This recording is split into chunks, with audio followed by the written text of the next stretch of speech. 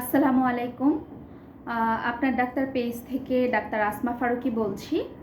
আপনাদের জন্য আজকে অত্যন্ত কমন একটি বিষয় নিয়ে আসলে কথা বলতে চাচ্ছি। সেটা হচ্ছে যে প্রেগন্যান্সিতে আমাদের কিছু আসলে কমন আপনার স্কিন ডিজিজ হয়ে থাকে।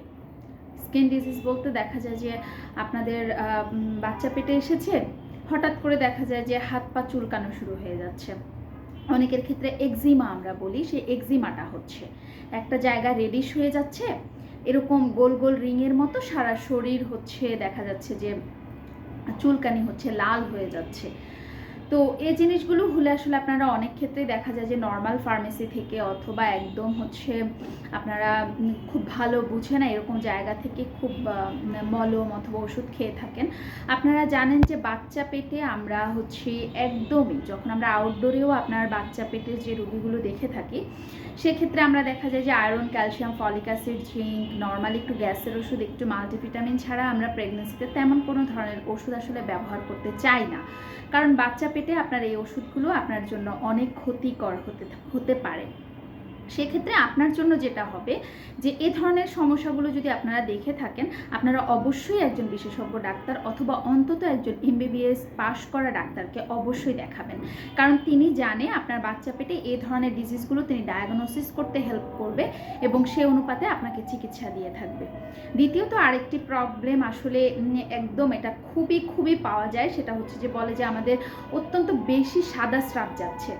বাচ্চা পেটে যেহেতু এটি একটি হরমোনাল ব্যাপার, আপনার হচ্ছে সাদা স্রাবের পরিমাণটা একটু বেশি যেতে পারে, এটা নিয়ে ভয়ের কিছু নেই। কিন্তু সাদা স্রাবটা যদি আপনার এমন হয় যে অনেক বেশি হচ্ছে আপনার দুর্গন্ধ অথবা হচ্ছে থিক একদম হচ্ছে ঘন, অথবা অনেক বেশি যাচ্ছে এই থিক এবং ঘন দুর্গন্ধ, এটা অনেক কালার আছে, এই জিনিসগুলো যদি হয়ে থাকে তাহলে আপনারা অবশ্যই একজন বিশেষজ্ঞ ডাক্তারকে দেখাবেন।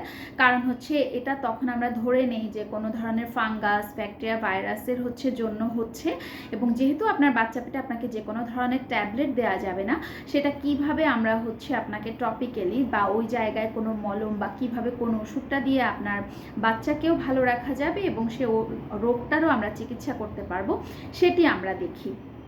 আচ্ছা, এরপরে হচ্ছে আপনাদের আরেকটি প্রবলেম থাকে যে আমাদের বাচ্চা পেটে আমরা হচ্ছে এই প্রবলেমগুলো আমাদের বেশি কেন হচ্ছে। আমি কিন্তু সবসময় একটা কথা বলি যে বাচ্চা পেটের একটা রোগী হচ্ছে ইমিউনো কম্প্রোমাইজড, অর্থাৎ তার ইমিউনিটি কমে যায়। কারণ আপনার শরীরে আপনি একটি জিনিস ধারণ করছেন আপনার মতোই আরেকজন মানুষকে, সে তো আপনার শরীর থেকে অনেক বেশি হচ্ছে নিউট্রিশনগুলো নিয়ে নিচ্ছে। এখন আপনার শরীর থেকে যখন সে এই নিউট্রিশনগুলো নিচ্ছে, তাহলে আপনার শরীরে সেটা হচ্ছে অভাব পূরণ হচ্ছে। আমরা নর্মালি বলি যে আপনি যদি নর্মাল এক মুঠো ভাত খেতেন, এখন আপনি 2 মুঠো ভাত খাবেন, কারণ আপনি আরেকজন মানুষকে ধারণ করছেন সেজন্য। এখন এই যে আপনার এই প্রবলেমগুলো যে হচ্ছে, দেখা যায় যে আয়রন, ক্যালসিয়ামের অভাবেও আপনাদের অনেক ধরনের প্রবলেম হচ্ছে, আবার আপনাদের নিজেদের কিছু সচেতনতার কারণেও হচ্ছে এই প্রবলেমগুলো হচ্ছে। সচেতনতাটা কেমন? দেখা গেলো আপনারা প্রস্রাব পায়খানা করে হয়তো বা জায়গাটা অনেক বেশি ভিজা রেখে দিচ্ছেন। সবসময় আমরা বলি যে আপনি আপনার জায়গাটাকে শুষ্ক রাখবেন। প্রস্রাব পায়খানার পরে আপনি আলাদা একটি রুমাল ইউজ করুন অথবা নেকড়া ইউজ করুন, যেটা দিয়ে আপনি জায়গাটাকে অনেক সুন্দর করে শুকনা রাখবেন এবং আপনার জামা কাপড়টিও যেন শুকনাই থাকে। এইটা একটা অনেক বড় একটি হচ্ছে আপনার সাদা স্রাবের কারণ।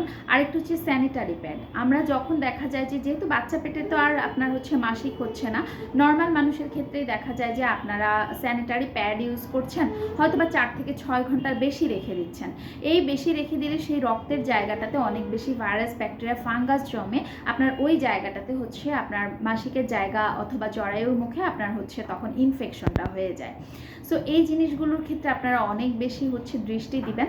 আপনারা ভালো থাকবেন, আমার জন্য হচ্ছে আপনারা দোয়া করবেন, এবং আপনারা এই প্রেগন্যান্সিতে যেই সমস্যাগুলো হয়ে থাকে এই সমস্যাগুলো থেকে অবশ্যই পরিত্রাণের জন্য আপনারা হচ্ছে আপনার ডাক্তার পেজে যে কোনো ধরনের সমস্যার জন্য মেসেজ করতে পারেন, অথবা হচ্ছে আপনারা একজন বিশেষজ্ঞ ডাক্তারকে দেখাবেন এবং আপনারা পর্যাপ্ত পরিমাণ পানি খাবেন। বিশেষ করে এই সমস্যাগুলো কিন্তু পানির জন্য হয়ে থাকে।